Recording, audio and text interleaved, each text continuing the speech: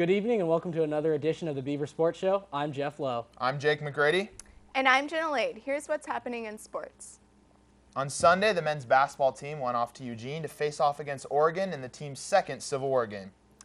Roberto Nelson scored 18 points and Eric Moreland grabbed a double-double with 17 points and 10 rebounds, but it wasn't enough to beat the Ducks with a final score of 93-83. Oregon came out strong from downtown in the first half, hitting 9 of 14 attempts, which helped them get out to a 19-point lead halfway through the opening frame. But the Beavers were able to outscore Oregon in the paint 34-22, with a big part of that coming from Eric Moreland. Hollis Cook also had a big night, scoring 16 points, with the majority of those points coming in the final 20 minutes of the game. Cook brought the Beavs within 2 points at the 5-minute mark, hitting 2 shots at the line to bring it to a 72-70 score.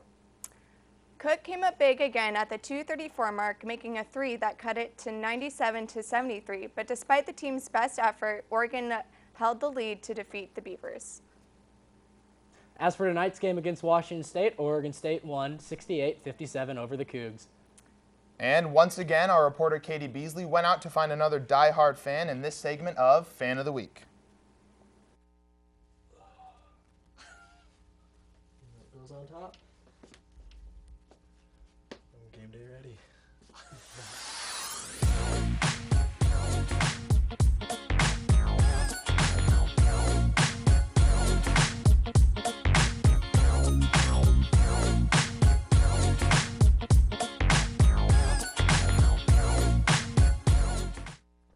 Hey guys, it's Katie. I'm here with Zach Gray, our super fan for this week. Zach, tell me a little about yourself. Well, I'm 18 years old. I'm a freshman here, living in the dorms. I've been a Beaver fan since birth, and I just love OSU. And if you have anything to say about that, you can come at me.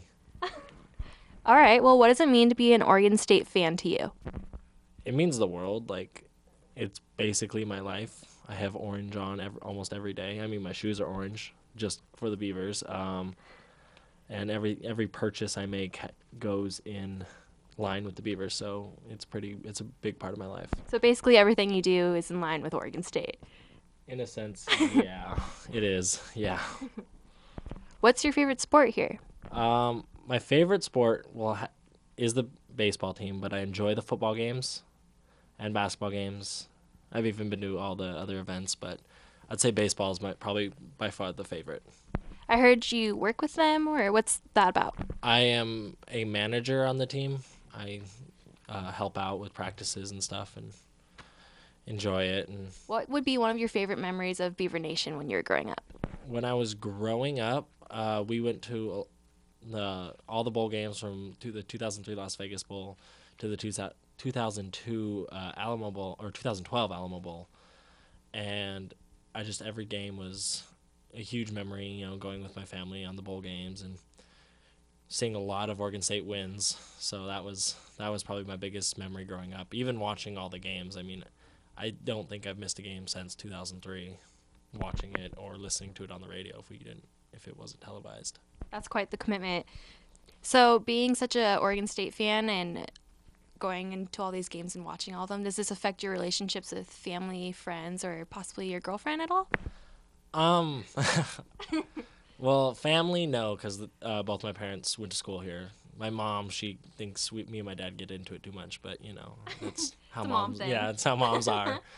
My friends, they've just accepted it, and they know that's part of me. Game day, they don't bother me unless they want to come to the games. I mean, we go to the games here, or I've invited them over to my house when I was in college, and they would watch some of the games with me.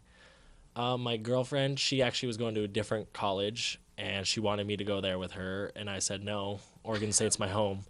So she actually got up and moved from Montana to Oregon to be with me. So she's a huge Beaver fan too, and we haven't missed a basketball game yet. So that's our big thing. I bought her a Roberto Nelson jersey for her birthday, and she liked that. So Yeah, I'm pretty sure when I met you, we were watching the basketball game last week. yeah. Got a little heated. Yeah, that was a tough loss, but they'll turn it around, and they should win the Pac-12 tournament, and I'll put money on it any day. So Definitely. How many hats are you wearing right now? I got the top hat, the dreads, and a hat underneath, just a regular hat underneath that, and a headband thing. So 4. And this is necessary for every game day? Every game day. And I would be wearing the eye black if it was a football game, or tattoo if it was a basketball game. Oh, So okay. I do that. It might get a little expensive. I got them for free at the football game, so that helped out. Okay. So I have a big stack of them. So if any Beavers that have those want to send them my way, definitely. How do you feel when the Beavers win? When they win, it's a good day. It's always a good day. Football, if they win, I get excited. I start talking to my friends and telling them how good we are, and then make sure we got to back that up. We were 6-1 earlier in the season, and it's lost 6 games in a row, and all my talking went downhill. But when there's weight behind a game, like in 2010 and 9, I believe, no, 2010 and 2008, when the Rose Bowl was on the line, I cried myself to sleep when we lost to the Ducks. Oh. Yeah. Yeah. But when they win, I get excited, and we've had those USC games, that Stanford game this year. I mean, we lost, but I mean, it was a good fight, and when we do that, it makes me feel better about myself. I like those close games. I like when we do well, and I like when we win more than anything. So I mean, it makes my day that much better. My friends can tell. Yeah. I'm in that much more better of a mood. It's always good to see if, even if we lose, but if it was close, yeah, it was good. I noticed that you have a little friend back here. Do you want to show me who this is? Yeah. This is Mach 7. They got this at the Washington game this year. They handed them out, and we actually camped out. That was the game I camped out for. What time? It was 11 p.m. or 11 a.m. Sunday morning. We were the first tent. We set it up, camped out for tickets to this game.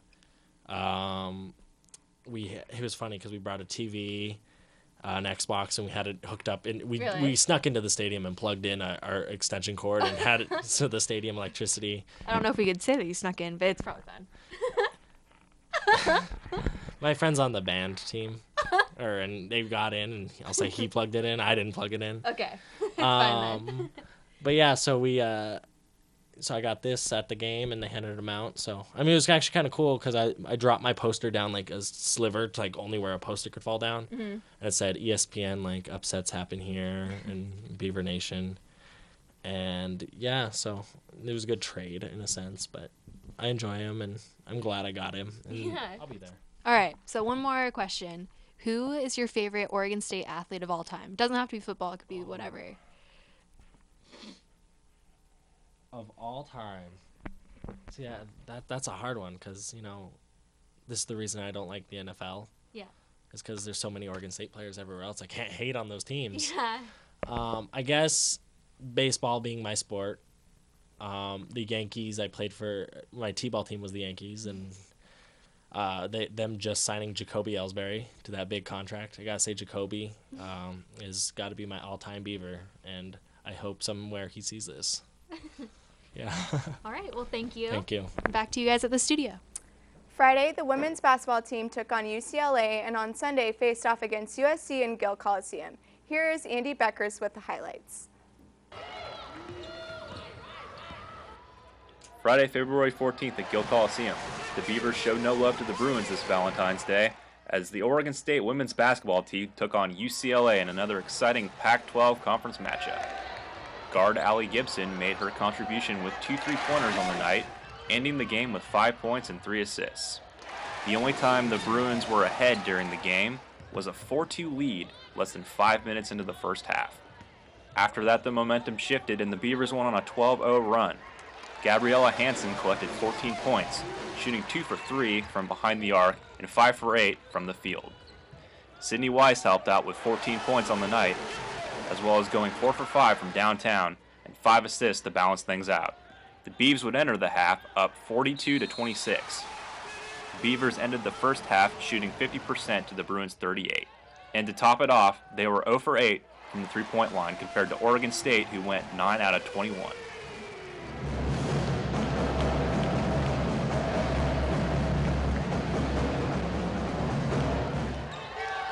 OSU beat UCLA in almost all aspects of the game, including bench points, outscoring the Bruins 23-0. Forward Devin Hunter made her contribution, scoring 7 points and grabbing 7 rebounds. And who can forget Ruth Hamlin? With 18 points and 10 rebounds, Hamlin posted her second straight double-double. The team went 20 for 25 on field goal attempts, making the final score 70-54.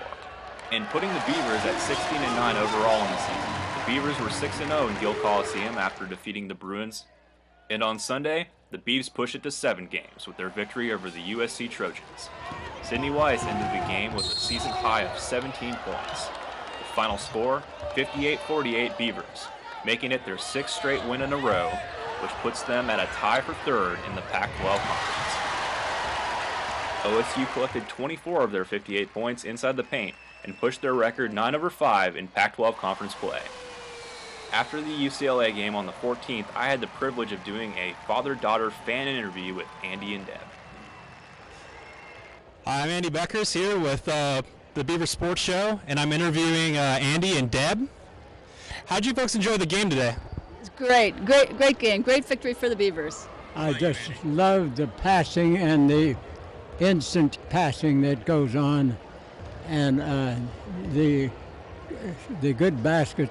I like to see the players take a good shot on balance, and we saw a lot of that today. We did see a lot of that today. It was a very fast-paced game, wasn't it? Fast-paced game, and I stand in awe of the coach's ability to teach defense as effectively as they did. Yeah, we're definitely very lucky to have the coach that we have, aren't we? Yes, yeah, because I think he allows the girls to play with the talent they brought here, and he extends their skill and ability with his technical knowledge. And it's fun to watch them play because it looks like they're playing hard to win, to score. Most definitely. Yeah. How long have you been an Oregon State fan? I graduated in 1942. Oh, good for you. Came to Oregon here in January 3rd, 1938. Oh, so you're a diehard fan, huh? Yeah, that's right. So I have to ask you, how long have you been a fan, Deb? Well, since I was about a year old, as soon as I could get to the gym. Young, right, Andy? Yes, started young. And I got to ask about your hat. I love your hat. What was the inspiration? I bought it at a football game a long time ago, and it protected it against the rain. Yeah, it sure does, doesn't it? Yeah. You wear it at every game? I wear it at every game, and my daughter takes an umbrella to keep me dry on the way back to the car. I like it. So how do we do as far as like win-loss when you wear the hat? Chances better when you wear the hat, or? I don't have any suspicions. I come here and I'm looking to see that team, if the team plays real well and loses, they just got outscored. They didn't get beaten. Yeah. Well, that's a great attitude to have, Andy. Thank you very much, folks, for doing the interview with me. Yeah, our pleasure. Go Beavs. Go Beavs.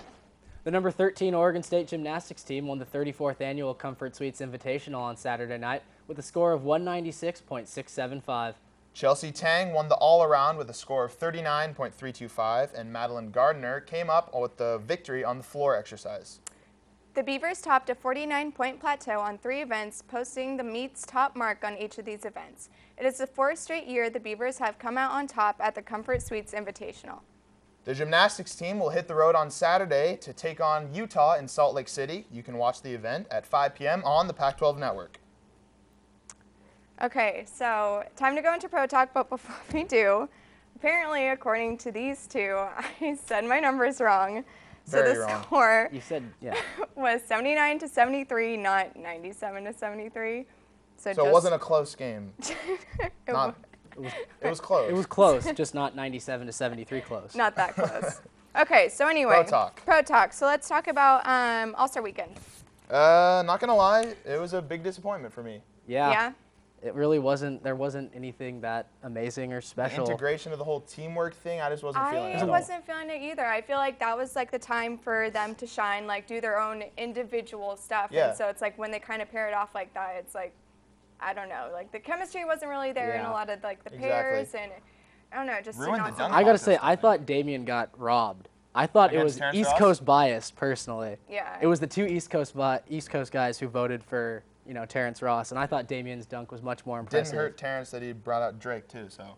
That whatever. was not. I mean, Still, I like Damian. I mean, I like Damian's dunk Yeah. a whole lot better. Don't get me wrong, John Wall's dunk was sick. But Oh, John Wall's dunk was the best, nasty. for sure. And then what do you guys think about the actual game itself? the lot game of itself was dunks. good. I mean, this particular game seemed like it had the least defense played in the last 5 years that I've Yeah. watched That's All-Star what games. It was really like upset me. 318 combined points, I think. It was the highest scoring at lot. halftime that an All-Star Yeah. game has ever been. And well, I think it was the highest scoring All-Star game Probably. period. I think it right? was. Probably. And so just I don't know, I think just I became uninterested just because there wasn't any defense. Literally they did not care. And so Blake it's just Griffin would get the ball and I mean, it was cool with It all was the just alley-oops to Blake dunks and Griffin. everything, but Yeah. it's just I don't know. it got old. I mean, it's like that every All-Star game, though. I mean, by this point, we shouldn't be too True. We shouldn't be too upset about them not playing defense. True. That's true. And then the Blazers right now aren't Yeah. doing so hot.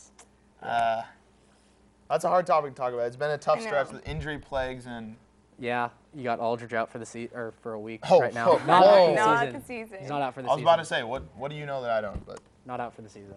What is it, at least a A week week. though? yeah, probably another 6 days or so. Yeah. Right. Fall into 5th in the West, but the West is so competitive right now. West, It's just yeah. a few games out of 3rd anyway, so we'll see what happens. Yeah, anything could happen at this Because point. what Exactly. the next game is against the Jazz. Jazz on Friday. I feel Very like good. we'll be able to come back for that. You should be able to beat the Jazz. I hope so. Trailblazers If you can't If beat the not- Jazz, even without LaMarcus, if you can't beat Yeah, the Jazz, you should be able to beat Utah there's without something wrong with LaMarcus. their basketball team. That would is agree. very true. I'd agree I'd with agree. that. Yep. So, let's see. Well, That's pretty much I it. think that's it for tonight. So once again, check us out on Twitter at Beaver Sports Show. I'm Jenna Lade. I'm Jake McGrady. And I'm Geoff Lowe, and I'm thirsty for sports, and Jake McGrady is single, ladies.